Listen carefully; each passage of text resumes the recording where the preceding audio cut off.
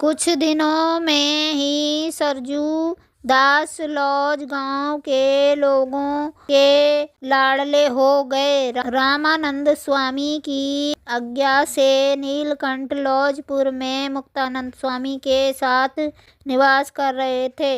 आश्रम की हर तरह की सेवा उन्हें अच्छी लगने लगी।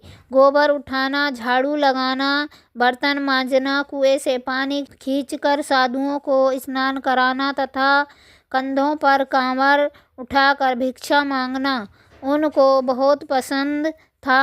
भिक्षा के लिए वे गांव की गलियों में घूमते, तब राम कृष्ण धुनी धुनी उच्चारण करते रहते। यह उनका प्रातः क्रम था। दोपहर होते ही नीलकंठ ईंधन के लिए गोबर बीनने जाते। तब गांव के अनेक कन्याएं और स्त्रियां भी सिर पर टोकरी लेकर गोबर बीनने निकलती। जहां भी गोबर पड़ा दिखाई देता, सभी उसी ओर दौड़ती। नीलकंठ उस समय अपनी योग शक्ति का उपयोग करते। जैसे ही कन्याएं गोबर उठाने झुकती कि तुरंत डर कर पीछे हट जाती, क्योंकि उन्हें गोबर में सारे ब्रह्मांड का नजारा दिखाई देता था। नदी, नाले, पर्वत, खाई, जंगल, बादल, बिजली आदि देखकर स्त्रियां घबराकर वहां से चली जाती और नीलकंठ गोबर उठा लेते। इस तरह वे सबसे अधिक गोबर बीन कर उसमें घास मिलाकर ईंधन के लिए उपले थापते। लॉज गांव से 2 कोस दूर सील गांव था। सील गांव में 2 हरि भक्त रहते। उन्होंने अपनी बाड़ी में खीरे बो रखे थे। उन्होंने सोचा कि ये खीरे मुक्तानंद स्वामी को देकर रामानंद स्वामी के लिए खीरे का अचार बना दें।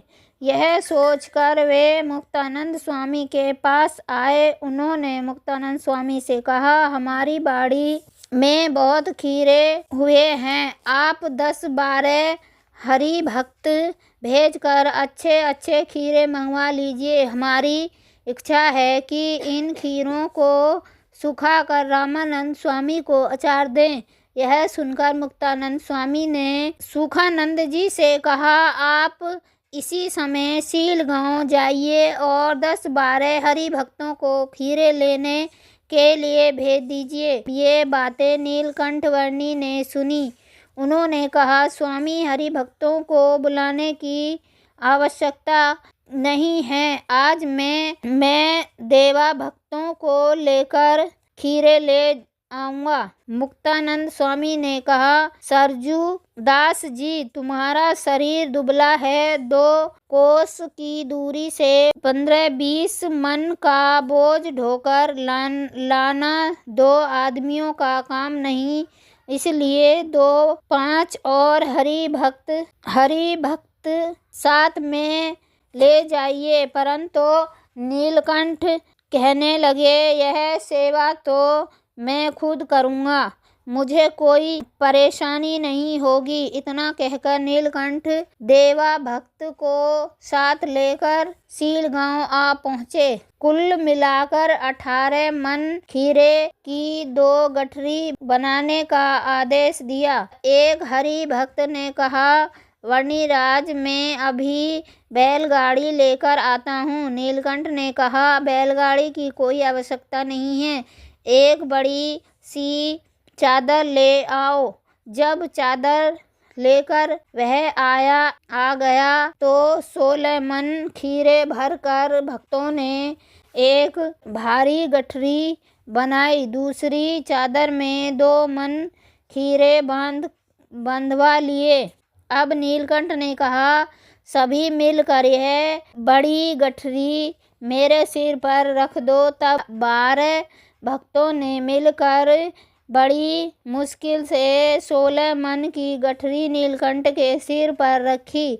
सभी को अत्यंत आश्चर्य हुआ कि वह गठरी उनके सिर से 1 फीट ऊपर झूल रही थी, जबकि छोटी गठरी देवा भक्त ने अपने सिर पर रख ली। फिर दोनों वहाँ से चल दिए। नीलकंठ तो तेज रफ्तार से चले जा रहे थे। देवा भक्त से तो 1 कोस का रास्ता भी बड़ी मुश्किल से तय हुआ था। थकान और पसीने से वे परेशान होने लगे। उन्होंने नीलकंठ को पुकारा, ओ सरजू दास, मुझसे तो ये गठरी अब नहीं उठाई जाती। नीलकंठ ने कहा, कोई बात नहीं, उसे भी उस बड़ी शिला पर चढ़कर मेरे सिर पर रख दो। देव भक्त ने नीलकंठ की आज्ञा से अपनी गठरी भी नीलकंठ के सिर पर रख दी। बड़ी गठरी के ऊपर छोटी सी गठरी हवा में झूल रही थी।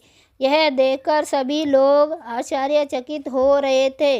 लॉज गांव में आश्रम में आते ही नीलकंठ ने दोनों गठरियां सिर से उतारी और अंदर जाकर कहा, खीरे आ गए हैं। साधुओं से कहा कि एक एक टोकरी भरकर अंदर ले जाइए। अब स्वामी मुक्तानंद स्वामी 15 साधुओं को लेकर बाहर आए और दोनों गठरियां देखी तो दंग रह गए। देवा भक्त ने सब कुछ विस्तार पूर्वक सुनाया। मुक्तानंद स्वामी तथा सभी संत नीलकंठ को सिद्ध योगी के रूप में जानकर बड़े आदर भाव से चरण स्पर्श करने लगे। सभी साधुओं ने खीरे कोठरे में भर दिए।